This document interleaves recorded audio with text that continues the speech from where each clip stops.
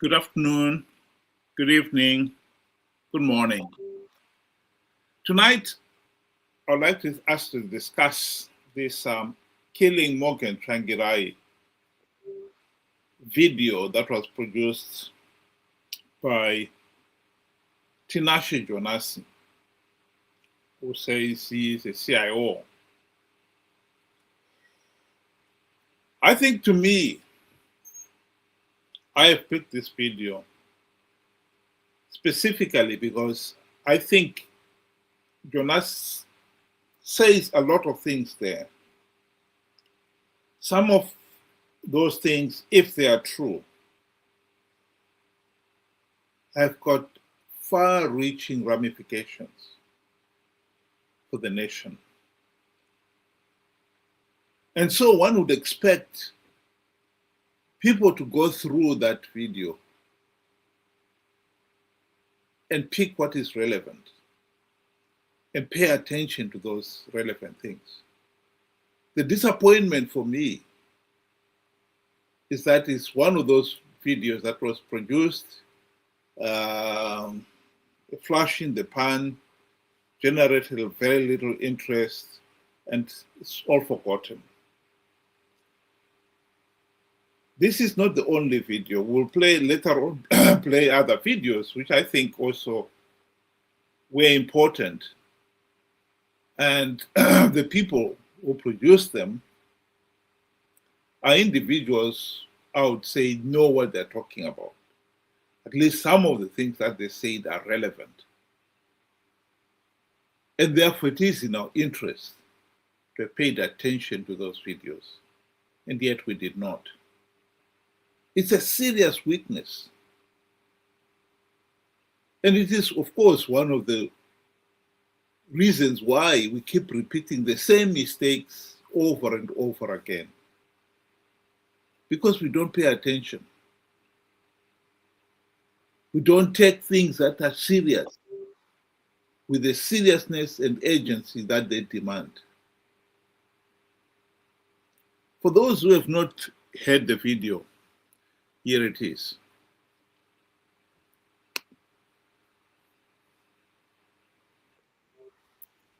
The killing of Morgan Tsvangirai, the main players, Robert Bob Mugabe, Emerson Mnangagwa, and Comrade Chiwenga. On the opposition side, Nelson Chamisa. When Morgan Tsvangirai became so popular as the leader of Zimbabwe Congress of Trade Unions, ZCTU, he had a lot of successful national shutdowns that Mugabe was opposing. It was then apparently clear to Mugabe's office that Tsvangirai was more popular, loved, and very powerful man in the country. They were afraid that what if he can start a political party? Then counterintelligence,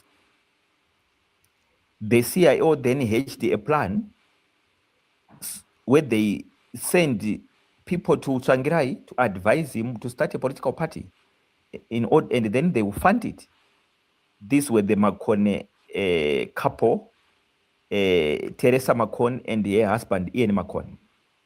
They acted like a rich couple to Morgan Tsvangirai. They gave him the ideas. They sponsored the launch of MDC in Rufaro Stadium. They donated their building, Harvest House, their so-called building, although it was belonging to the CIO or Robert or the ZANU-PF. So why did they sponsor Morgan Tsvangirai? So that they ran his political decisions. Party structure, it was staffed by more than 85% of Mugabe's people. Tendai Biti, Welshman Nube, Job Scala, all the CIOs. So Tsvangirai was captured from day one. MDC was a ZANU-PF. Then Nelson Chamisa was identified to take over the party. But his threat was Lenimo Jongwe. Jongwe was smarter and closer to Tsvangirai. He had to be eliminated. Then he was killed. Chamisa took over his constituents of Kwadzana as an MP and the spokesperson of the party. And the next person was to be eliminated was the wife of Tsvangirai. So that Chamisa was close to Tsvangirai and the Makone family, they would then organize him a wife who would also spy from the bedroom, and there are people spying from the office. May his soul rest in peace. So that's why Tsvangirai had the wrong advice to run to Botswana when he won the election, to be government of national unity when he won the election. The people were advising him wrongly. And his office as a prime minister was in Charterhouse building, which is the headquarters of internal department of CIO. So Tsvangirai was being poisoned at work, was being poisoned at home. This is the sad story of Morgan Tsvangirai. He was a true a man of the people. Milenmo Jongwe and Gibson Swanda, hence they were eliminated. This is our chapter 1. I will do the chapter 2. Thank you. Tinashe Jonas here. Well.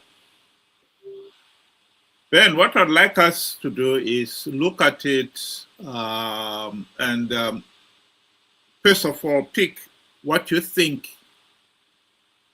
is true, and then what it means to the nation. Go ahead. Good day to you and good day to our viewers. Thank you for joining us. I think what we can say is true is that we have seen how, opposition figures are dealt with by the state, if they grow wings and demand and start having a huge following, they either arrest you, abduct you, beat you, and sometimes even going the extra mile of actually going to kill you. This is not new, and I think this we have all seen and witnessed. We have seen different political leaders being, done inhumane things. So I would say it is true. But then again, it becomes very difficult to prove, especially when the individuals that are being mentioned are not there to speak what happened.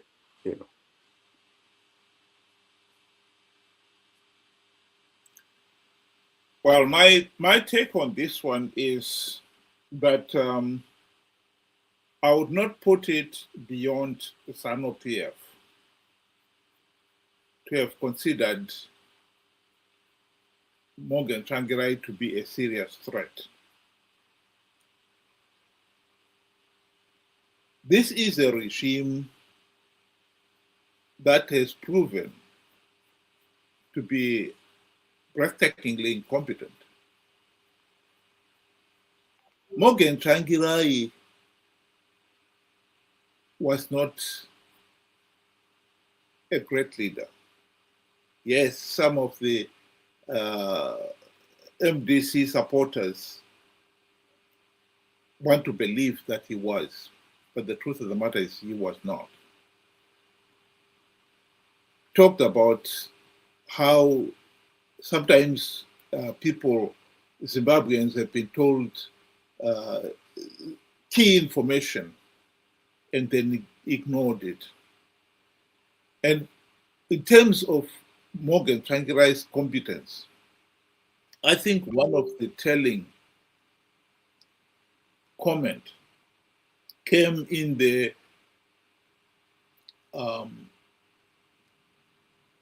cable sent to Washington by then Zimbabwe US ambassador to Zimbabwe, Chris Dale, 2004 to 2007.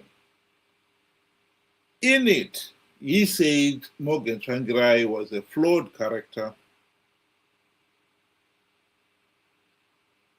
He has got um, weakness is he cannot judge characters. And if he should occupy a position of power, he will become an albatross around the neck of the nation. He said that it was sent as a secret cable to Washington, but then was later leaked in the WikiLeaks. The people of Zimbabwe by then had had the opportunity to see what MDC, what Morgan Tsvangirai had done.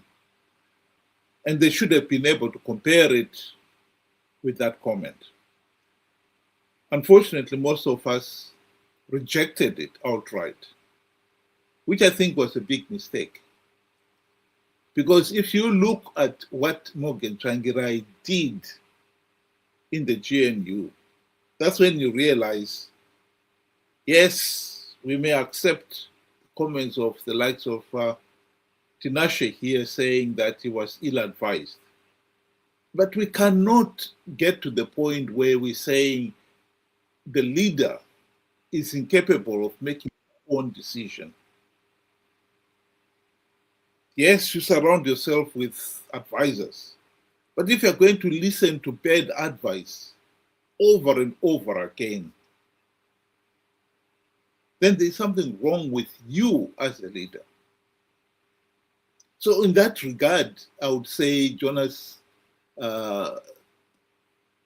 is not right in saying that Morgan Tsvangirai was a competent leader. He was not.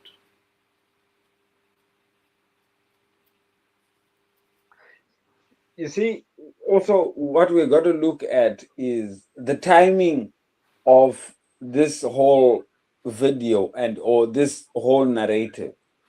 You know, Zimbabwe is at a time where basically whatever opposition that was there, whether it was effective or not, we can say there is totally none. It's non-existent right now. We know the Triple C is dead. We know the Monzora MDC. You really don't know which MDC is which because Monzora has got his part, you know, committee has his own part, Morgan, and so forth.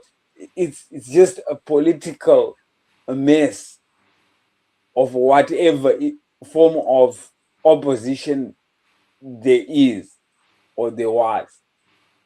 So for me, what the narrator is doing here is trying to create an image to say what we had with Tsvangirai was better than what we have right now.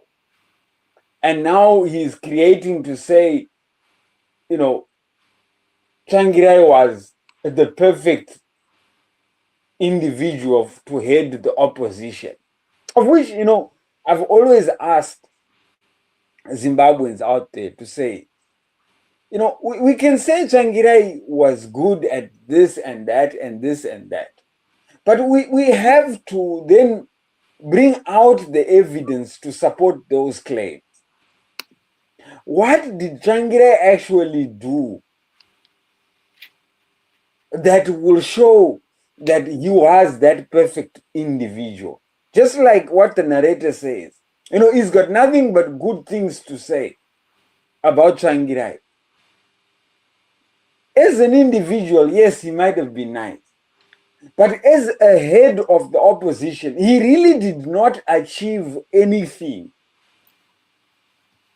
Because when you look at history and the opportunities that MDC under his leadership were given to get Zimbabwe out of this, ZANU-PF dynasty, he did not take those opportunities and he did not use those chances rightfully.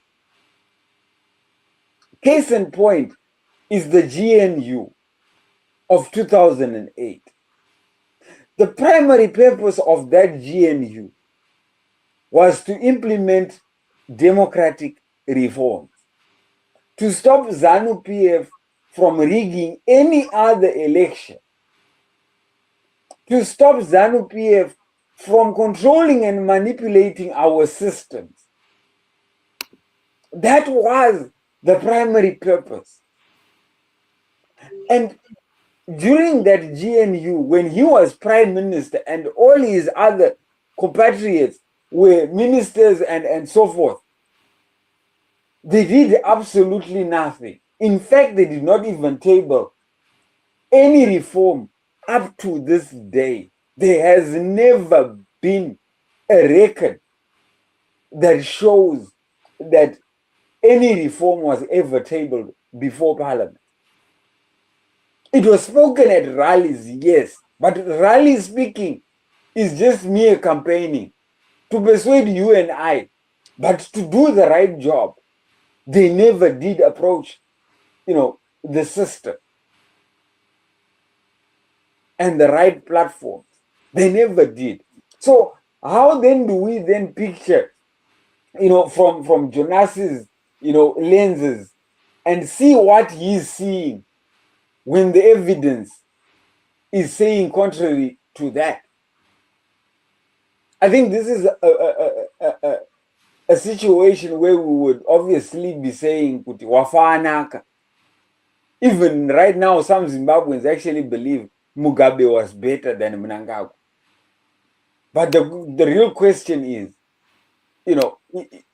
if you accept failure and then take it to say this is better failure than this one, so I'll take this better failure, then I think as Zimbabwe, we are going in the wrong direction. What we need is to fix a problem and to fix it once and for all, but not settling for far less.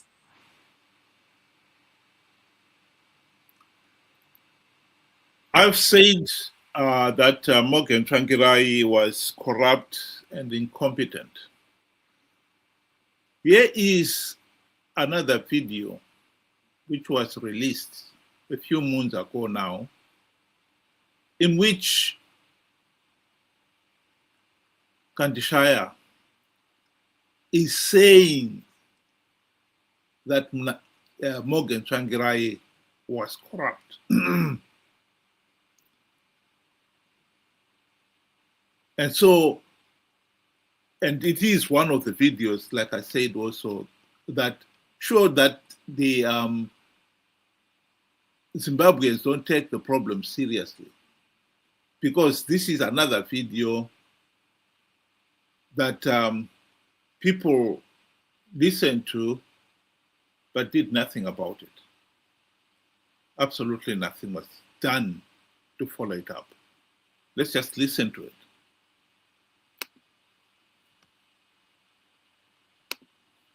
Bhazi rikafira musango, munhu asina kwaari kuenda bhazi mumwe anofara kuti ndo patopumba pake nditori nevamwe vangu pana. Munhu anorwadziwa nekurara musango, munhu ane kumba.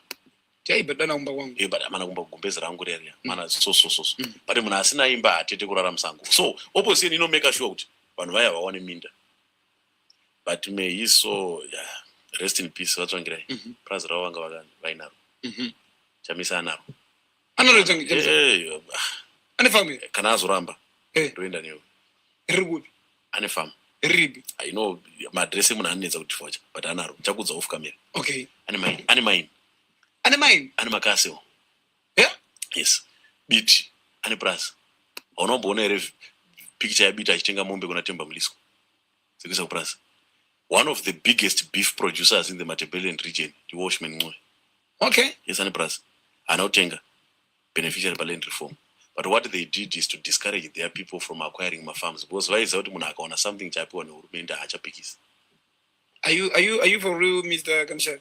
No funza Washman Ngwe uta ane asiri asikuita beef producer beef plus. It is important to understand what Tinashe is saying here. In the earlier video, Tinashe was talking about the CIO, Tendai Biti and Nelson Chamisa, who ZANU-PF made sure they surrounded Tsvangirai with people like that to make sure that he doesn't perform. And in this video, it confirms that some of these MDC leaders were and are corrupt. We should understand that the primary purpose of the 2008 to 2013 GNU was to implement the democratic reforms. It was a golden opportunity to do so. And yet, at the end of the 5 years, not even one token meaningful reform was implemented. Yes, we can look at those around Tsvangirai. Why didn't they advise him to implement the reforms?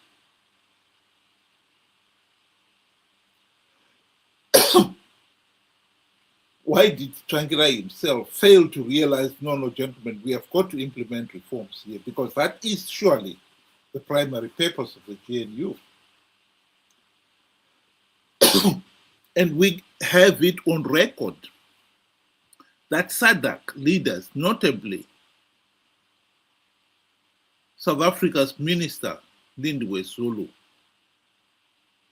advised Morgan Tsvangirai and company repeatedly during the GNU that they must implement the reforms. They did not. If we accept that Tsvangirai was corrupt and incompetent, which I believe he is, and he was rather, we've got now to look at the likes of Tendai Biti, Nelson Chamisa, Douglas Monzora, David Coulthard, etc., Welshman Ngube. Why did they fail to implement the reforms? They understood, surely they also must have understood that the primary purpose of the GNU was to implement reforms. Yet they did not. And when you look at it from that context, that's when you cannot deny that Tinashe's comment that many of the MDC leaders were ZANU-PF double agents. It will make sense then. They will not implement the reforms because MDC, as much as they want to portray the picture that they are an opposition party, they are ZANU-PF Team B in all but name, playing for Team A to win and for Team A to have legitimacy. So in that regard, we should take Tinashe's comments seriously and look at them and look at the history of the last 26 years. Ben. I agree with you, you know. What he's saying, you know, what Tinashe is saying, and what the facts and history is showing, I think they're going in different directions. There is no denying that Morgan Tsvangirai started, you know, with a big push. There were ideas that a lot of Zimbabweans out there, you know, followed and understood. But along the way, they changed their mission and the vision. Because as the name suggests, the movement for democratic change. What change? To reform Zimbabwean, institutions, back into the democratic path or into a democratic path. Did they achieve any of that? The answer is no. What they decided to do was, because of popularity and what they could gain from it, they decided their way was to participate in rigged elections. And they knew that they would never win rigged elections because ZANU-PF would never allow it. But they participated anyhow. Reason being, they tasted power. They tasted what comes with power or association with power. This is where you find, you were played a video where Tendai Biti's constituency, I think it was Mount Pleasant or something, where ZANU-PF asked people to come and, vote in a constituency they did not belong to. And Tendai Biti is on the videos complaining of vote rigging. Turns out that he eventually won that constituency and he stopped speaking about it. He got sworn in as a member of parliament, knowing fully well that was a violation of the constitution. And he's a lawyer. He knows what happened in that constituency. The moment ZANU-PF put foreigners or aliens in a constituency, that exercise became flawed and became illegal. But he did not talk about about that. Rather, because he won, it was, oh, I won, it doesn't matter. I'm going to parliament. And obviously, we know once you're in parliament, you got $70,000 car. You get, transportation, lodgings, and so forth, free. Sometimes they even give you stands. Now we are hearing you get even farms. So we are at a point where Zimbabweans have chosen to live a lie, believing that Morgan Tsvangirai and his friends under his leadership were the perfect situation that Zimbabwe needed. But then again, you said, Wilbert, and I agree with you, history and facts are saying the total exact opposite. In fact, a US ambassador called Morgan Tsvangirai a very, very flawed character, a suspicious guy, a guy that lacked principle. And that is history. Because, you spoke again, like when SADC came and asked Morgan Tsvangirai, let's continue with our purpose. Morgan Tsvangirai went and reported SADC to Mugabe.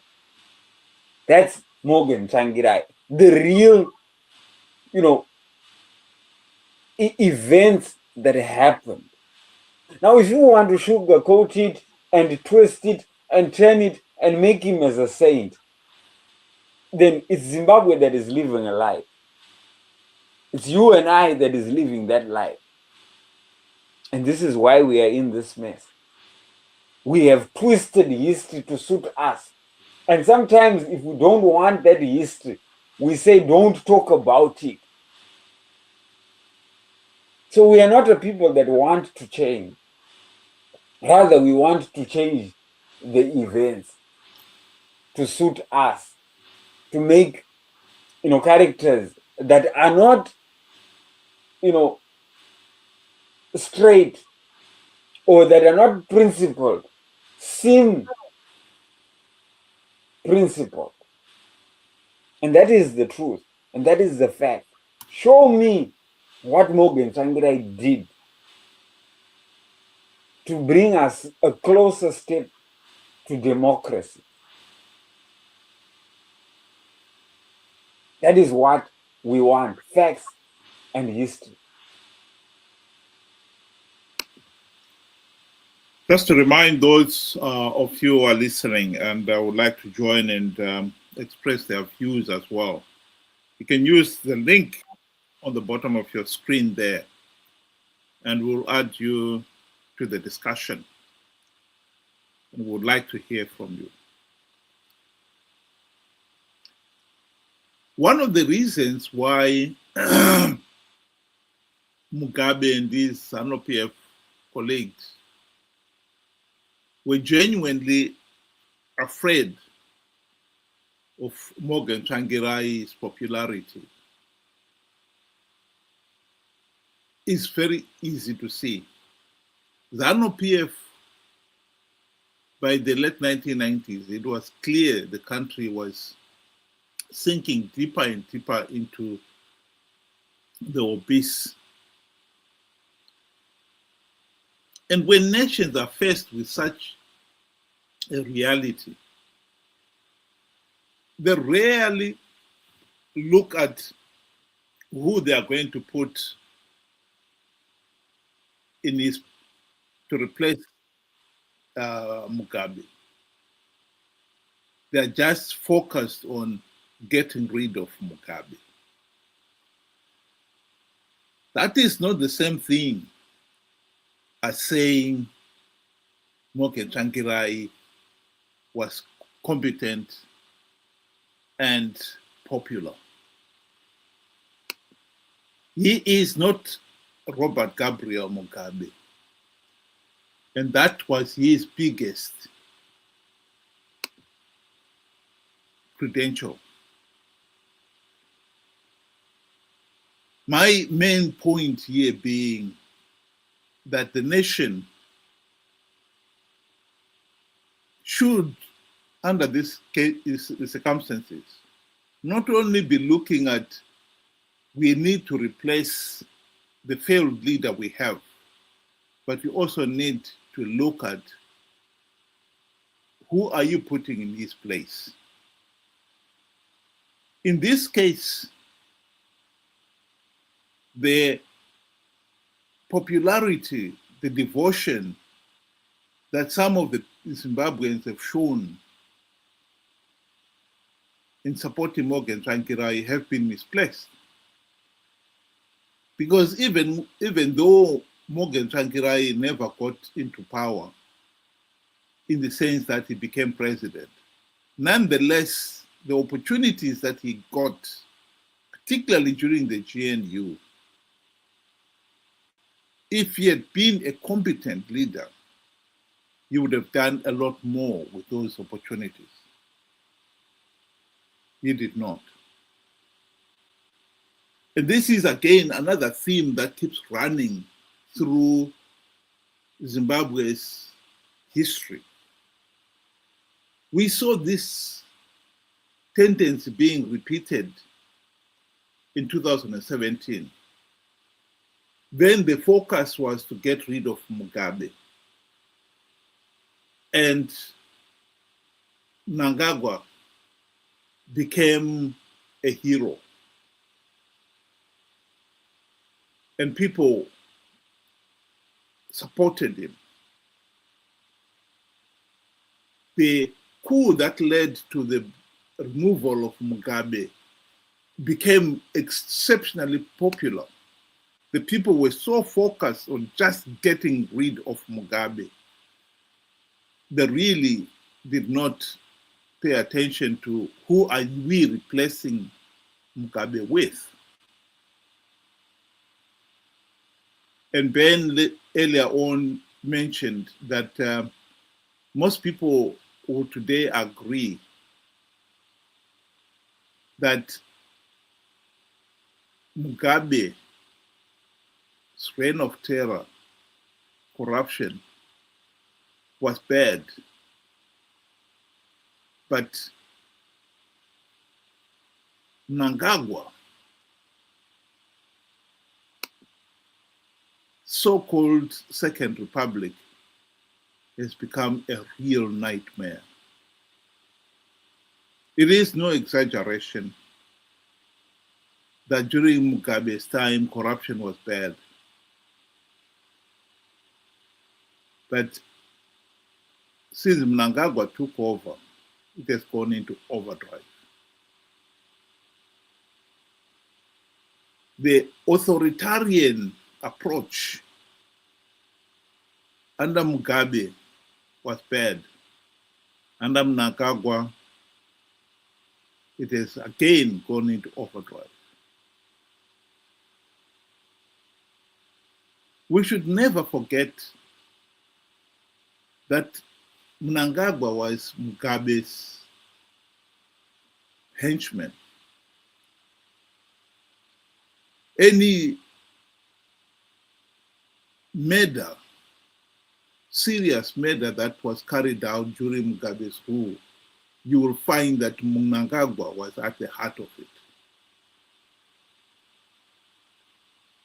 If there was to be a thorough investigation into Gukurahundi, yes, Mugabe himself would have been convicted for his role as the leader, as the prime minister and then president. But I would not be surprised if the second most serious criminal in that would come out to be Mnangagwa.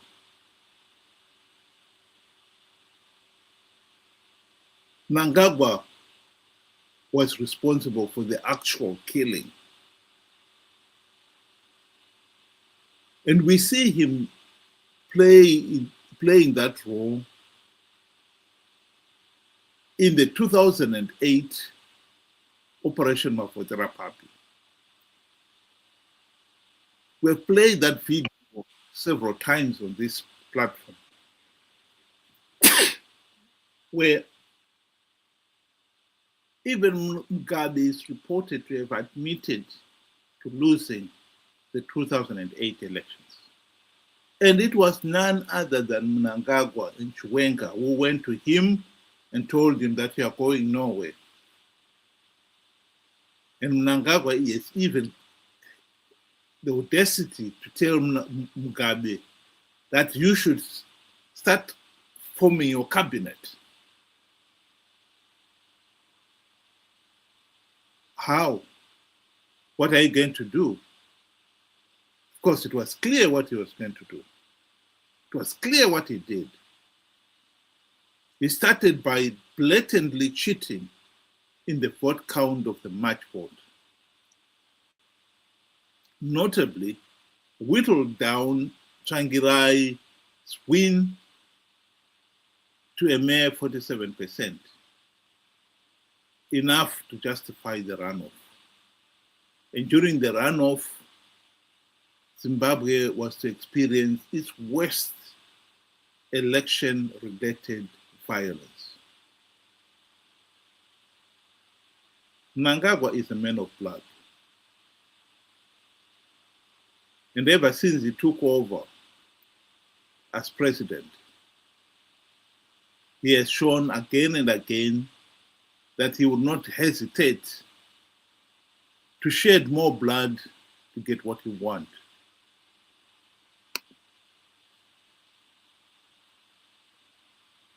He has shown again and again that he would not hesitate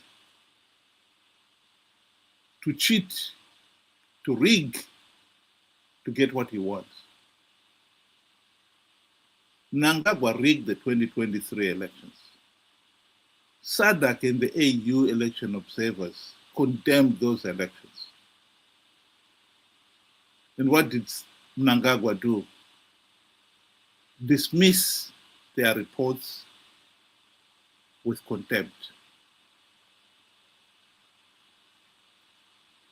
We should learn from what the likes of Tinashe Jonas is saying in this video, because some of that will help us understand what has been going on in Zimbabwe. Vana vakatuka ZANU-PF kana ini ndonyanyisa kufara zvekuita zvakanaka.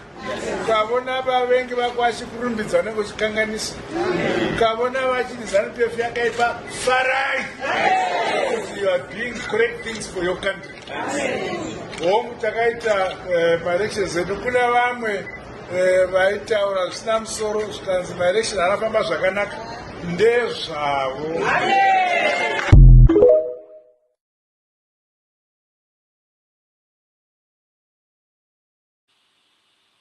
That is the reality.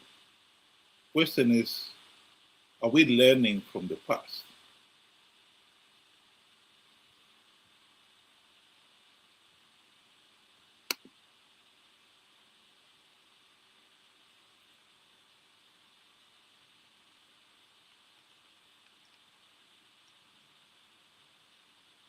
Go ahead, Ben. So, you know, our biggest problem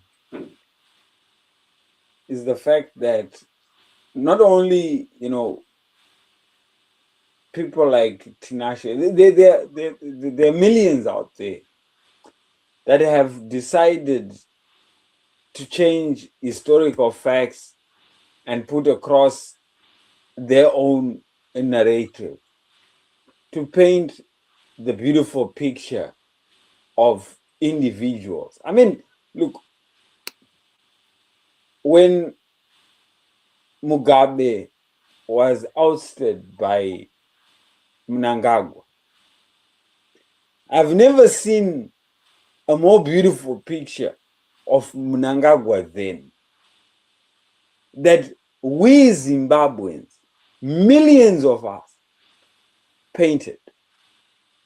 We did the hard work to make him acceptable as the best thing for Zimbabwe. We celebrated in the streets. We sang tribute songs to him. Millions.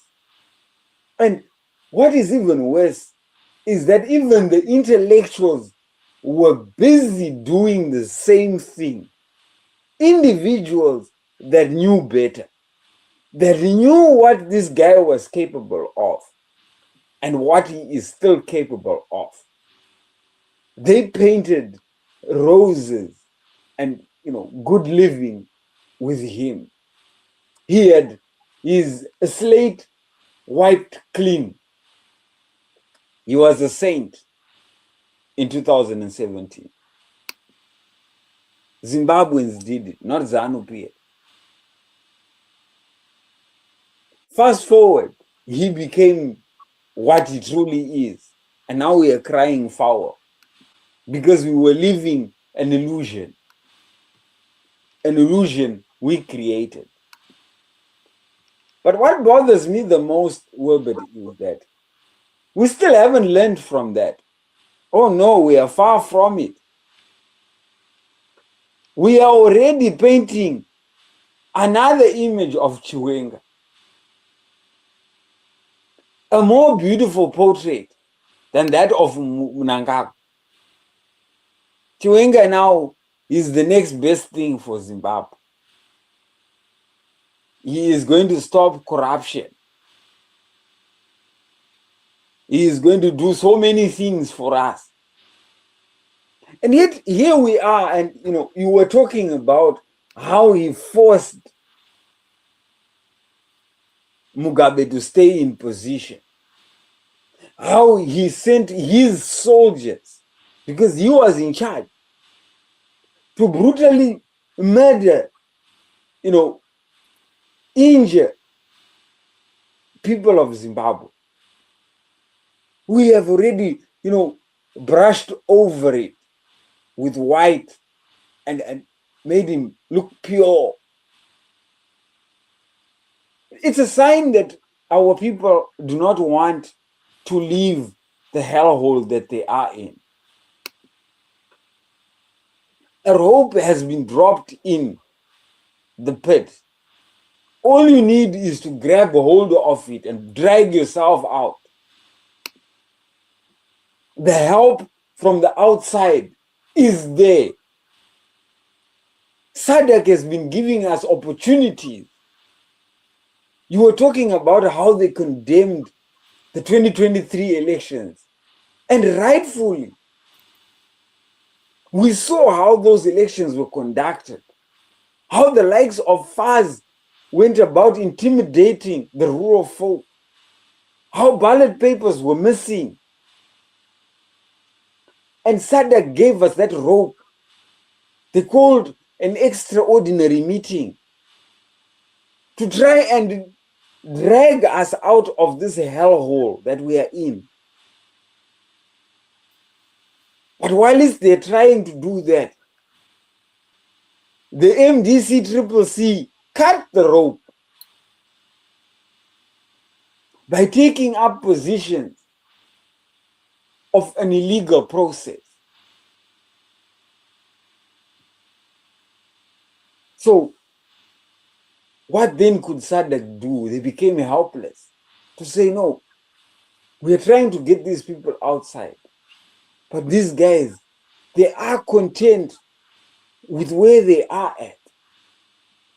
And when we continue to listen to the nonsense that the likes of Tinashe are saying, that are not historical facts, we are simply just saying we are content with the nonsense and the hole that we are in. Hence you find it's now normal to leave Zimbabwe as they are. Leave them.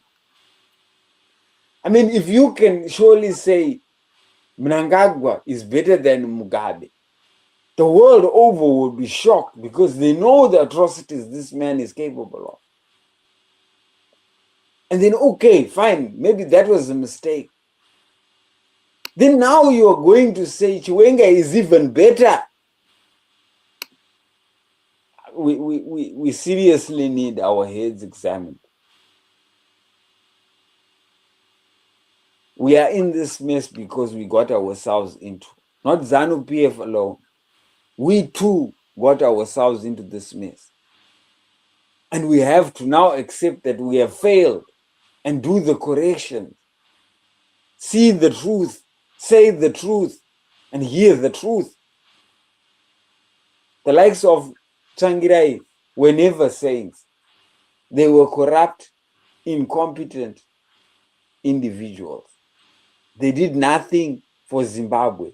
They improved nothing for Zimbabwe. Rather, they were part and parcel of the looting. They went in, they took their lion's share and ran.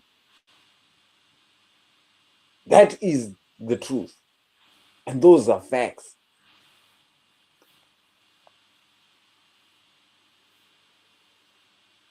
Well, in my conclusion, I would like to underline that I think we need to accept that Zimbabwe is a failed state. And there have been many, many serious mistakes that have been made. And when you get a video like this one from Tinashe, we need to look at it and discuss it and think about it with the seriousness and urgency the matter demands, the situation demands. Zimbabwe is not going to get out of this economic and political mess without a concerted effort on our part to understand what has been going on and to make sure we don't keep repeating it. I think one important message that Tinashe has managed to communicate in this video was that we do have an opposition in the form of MDC Triple C that is seriously compromised. I don't know about the numbers, but definitely there must be double agents in the opposition because their incompetence is off the chart. Some of the things that they've been doing just beg us belief. Doesn't make any sense whatsoever. And so the message to us is that we should start looking at the quality of our opposition. The mentality of some people thinking that let's just elect the opposition and then we can think of quality later on is naive and misplaced. Because that does not work. If you are going to elect or keep putting your faith in an opposition that is ZANU-PF in all but name, then you'll never get that opposition to deliver the changes you need to move on to the next step. The opposition, the MDC Triple C, had been on the political stage for the last 26 years. They had the golden opportunity to implement democratic reforms, which would have ended the ZANU-PF dictatorship. They did not, for various reasons.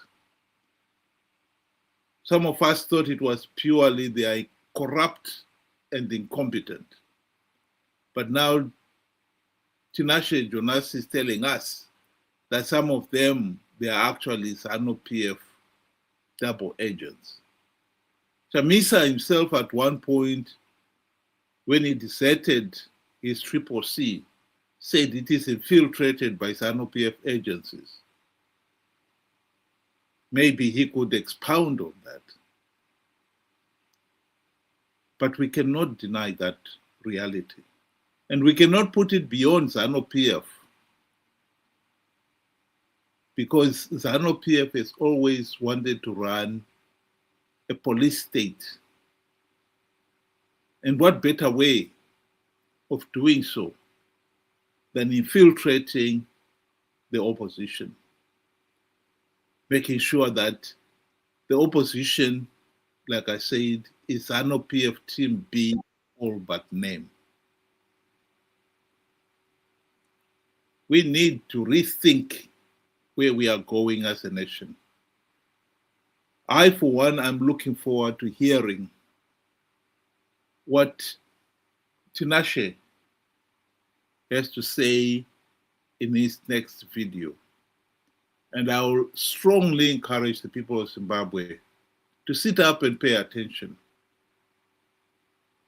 because the nation is not going to get out of this mess without us making a concerted effort to get it right. Ben, do you want to give your closing remarks?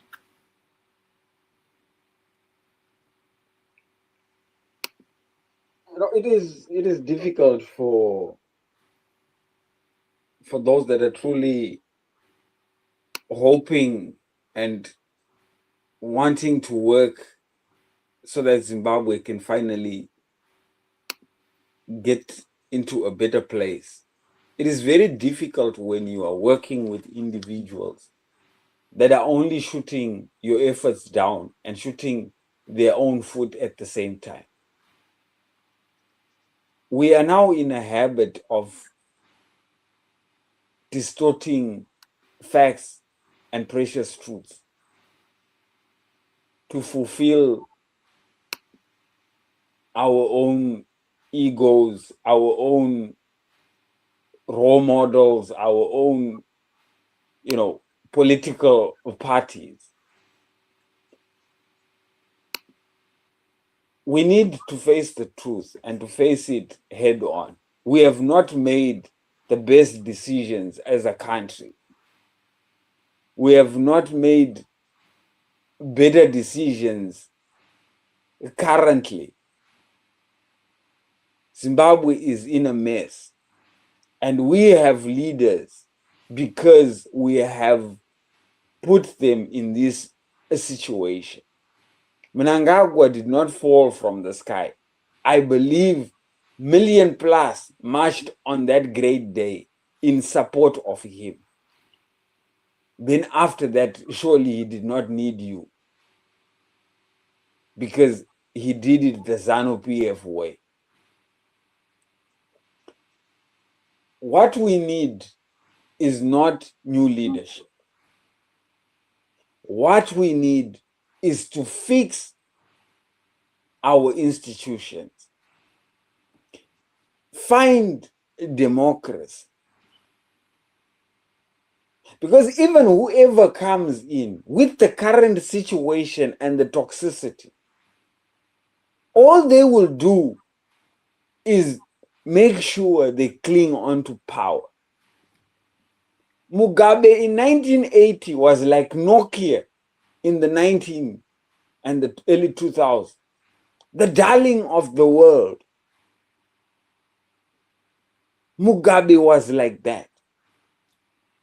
But soon after getting into position, he started consolidating power. We need to free these institutions such that they can guide us. That if we have another Mugabe, another Mnangagwa, we can use these institutions to free ourselves. So even if you like Tsvangirai and you like, Chamisa, Monzora, whoever, you have to first of all free up the institutions such that we have the say at the end of the day, such that we can now demand accountability from our leaders. We spoke about the UK, this week, where they have changed 10 prime ministers, and we ourselves have not changed one in a democratic process. The only time we had a change of power was through a military coup. 46 years after independence, no election, no free, fair, and credible election has ever happened. That is Zimbabwe. Surely there is something wrong, and we need to address that before we start thinking of who is going to be our leader. This one is this one. Free up our let's liberate our institution. We need reforms. And without that, we are only going to be just kicking the can down the road, and eventually it will trip us. Thank you. Thank you very much, Ben. I would like to thank Tinashe Jonas for that video clip. As a citizen, you have done your bit. You have pointed to why Zimbabwe is a failed state. And if the people of Zimbabwe ignore that, that is their problem. I'm hoping that one of these fine days we'll be able to get Tinashe on this platform to discuss this video and all other future videos that he may produce, because I think it is part of the education, the enlightenment that the nation desperately needs. The information we need to get out of the mess we are in is there. We just need to open our eyes. And if we don't, we are not getting out of this mess. Indeed, with the passing of this Constitutional Amendment Bill number 3, Mnangagwa is dragging the nation deeper and deeper into the abyss. The opposition has been so seriously compromised, it really is, there's no opposition there anymore. ZANU-PF itself has also been seriously compromised because it is now clear that even the ZANU-PF candidates are vetted by those with the money, or you'll not get in. It's little wonder that ZANU-PF as a party, it has become a party of thugs. Digging ourselves out of this hole is going to be a serious challenge, but I believe it's not an impossible one. We just need to keep a clear head and focus on what needs to be done. And people like Tinashe Jonas can help us, point us in the right direction if we only bother to stop and listen. Thank you again to Jonas, and thank you to those who were able to join us this afternoon. Have a good day.